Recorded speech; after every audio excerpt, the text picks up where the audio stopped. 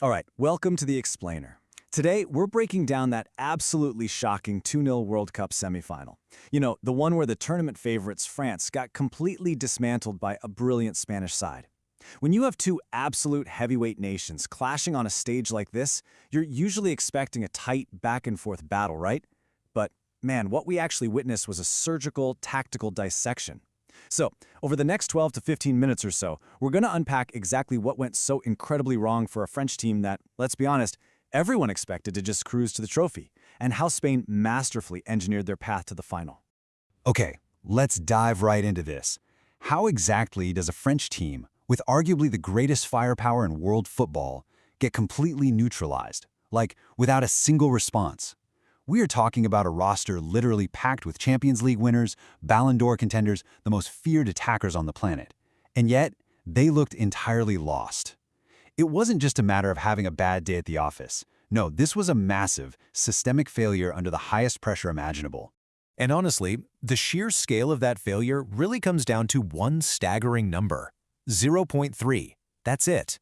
That is France's total expected goals, or XG, for the entire match. To put that into perspective for you, that is the lowest recorded XG in a FIFA World Cup knockout game since 1966. Spain didn't just beat France, they completely starved them. They didn't allow a single high-quality chance the whole game.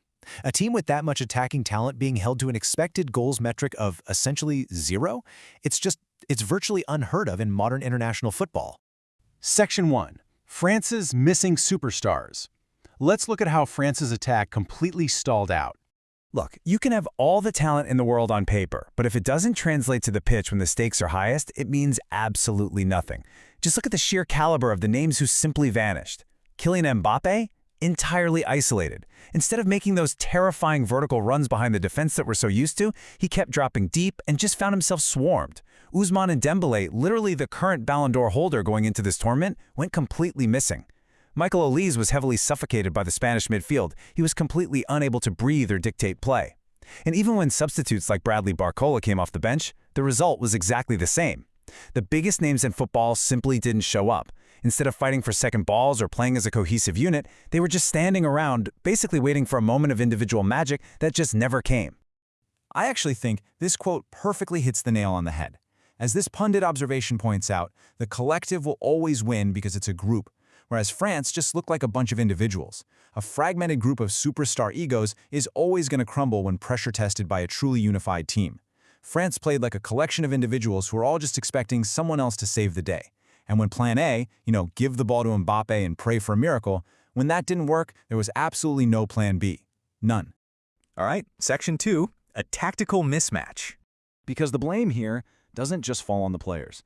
The really crucial point is the sheer tactical mismatch between the two dugouts. Didier Deschamps stuck stubbornly to this rigid, failing system. I mean, even before kickoff, his selection raised some serious eyebrows, starting Aurélien Tchouameni over Manu Kone, especially when Kone was arguably their best performer in the earlier knockout rounds. It just left the French midfield totally lacking any dynamic progression. But on the other side, Luis de la Fuente executed an absolute masterclass in adaptation and bravery. He made huge, bold calls. He prioritized the physicality of Fabian Ruiz alongside Rodri, and actually opted to leave a massive creative star like Pedri out of the starting lineup. De la Fuente recognized early on that this wasn't about fielding the best individual names, it was about fielding the exact right profiles to neutralize the opponent. And Spain achieved this absolute dominance through what we call a tactical overload. Basically, this strategy involves committing way more players to a specific area of the pitch, just to create numerical superiority. Think 2v1 or 3v2 situations. Spain utilized these tactical overloads perfectly by inverting their fullbacks. What this meant was that in almost every single phase of play, whether they were out on the left or the right, the French midfield was completely outnumbered. France was constantly trapped in this brutal chokehold. Whenever they actually managed to win the ball, all the passing lanes forward were already aggressively cut off, which forced them to either play backwards or just blindly turn the ball over in a panic. And speaking of panic, without the ball, France's structural integrity just completely evaporated. It all started with them conceding a really amateurish penalty early on. Just a panic clearance in the box that immediately put them on the back foot. And then came a massive turning point. William Saliba suffered a game-changing injury. When you lose a calming presence like Saliba at the back, the panic just instantly sets in. Their unforced turnovers skyrocketed, the defense completely fractured. And actually, that directly led to Spain's second goal, where the substitute defense got sucked way too far in, leaving massive glaring spaces totally exposed for Spain to exploit. Moving on to Section 3, Spain's Midfield Masterclass. Okay, we really have to talk about this midfield trio of Rodri, Fabian Ruiz, and Dani Olmo, because they were absolutely ruthless. You know, Spain is traditionally known for this beautiful, flowing passing game, right? But this iteration of Spain combined that technical brilliance with just a relentless physical pressing game. Ruiz was an absolute hound out there on the pitch. Olmo led the press from the very front. Together, they made sure that France's supply lines were completely severed. Because of this specific trio, players like Mbappé and Dembélé literally never received the ball in dangerous areas. They just squeezed the life right out of the French team. And right at the heart of this chokehold was Rodri. There were definitely some questions about his fitness early in the tournament, moments where he looked maybe a little bit slow, coming off a really injury-plagued club season. But in this match, oh man, he was majestic. As this quote perfectly captures, he acted as the team's compass. He just anchored that midfield, brilliantly dictating the tempo, slowing the whole game down when they needed to, and completely shutting down any hope of a French counterattack before it even began. All right, Section 4, the defensive heroes. Take a look at this stat for a second. 1. That number represents the total amount of goals Spain has conceded in this entire tournament up to this point. It's just a staggering testament to their defensive solidity. I mean, when you're playing against the absolute best teams in the world, to only let one single goal slip past you, that is an unbelievable achievement. And to understand exactly how a defensive record like that is even possible, you really have to look at the individual matchups on the flanks.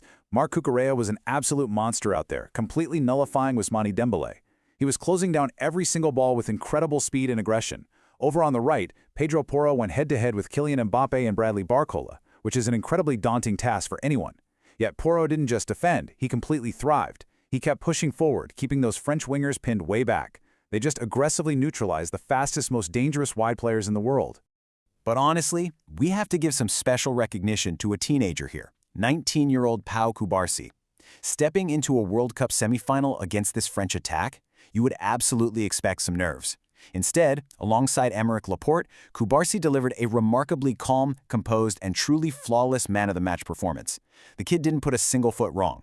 You add in sweeper-keeper Unai Simon constantly coming off his line to clean up literally anything that slipped through, and you've got a defensive unit that was operating with total perfection. And finally, Section 5, Spain advances to the final. So let's quickly trace the timeline of exactly how they secured this victory. Early in the first half, the young phenom Lamine Yamal showed just incredible maturity. Instead of forcing some low-percentage shot, he intelligently won a crucial penalty, which completely changed the dynamic of the whole game. Mikel Oyarzabal clinically converted it, giving Spain that vital 1-0 lead. Then, as we mentioned earlier, came that devastating second-half injury to William Saliba, throwing the French backline into total chaos. And finally, Pedro Porro killed the game off late in the second half with this devastating, beautiful team goal, just totally exploiting the massive gaps left by a fractured and desperate French defense. So what is the true anatomy of this victory? Ultimately, Spain advanced because they completely shed that old stereotype of relying purely on sterile possession. Yes, they kept the ball, but they blended their technical superiority with an intense, high physical press for the full 90 minutes. They won the second balls. They won the individual duels. Their manager, Luis de la Fuente, constantly talked about them being a family, and you really saw that on the pitch. It was this selfless, unified performance, really highlighted by incredibly mature, disciplined shifts from young stars who prioritized the team over their own individual glory. It's a huge lesson in team dynamics for all of us. A selfless, unified performance is almost always going to beat a disjointed group of stars. As this quote perfectly summarizes, playing against the Spanish side is facing the gold standard of football. They didn't just beat France, they completely exposed every single crack in a side that frankly felt entitled to the trophy. Spain showed everyone that when you pair elite tactical preparation with a truly unified physical effort, you can make even the most talented superstars look incredibly average. So as we look ahead to Spain's appearance in the final in New York, I really want to leave you with this provocative thought to ponder. We just watched a team built on tactical discipline, aggressive pressing, and collective unity absolutely humiliate a team relying on individual brilliance. So, if a unified collective can so easily dismantle the world's greatest individuals, is the era of the superstar-driven team finally over? Let that sink in for a bit. Thanks so much for joining me on this explainer, and we'll catch you next time.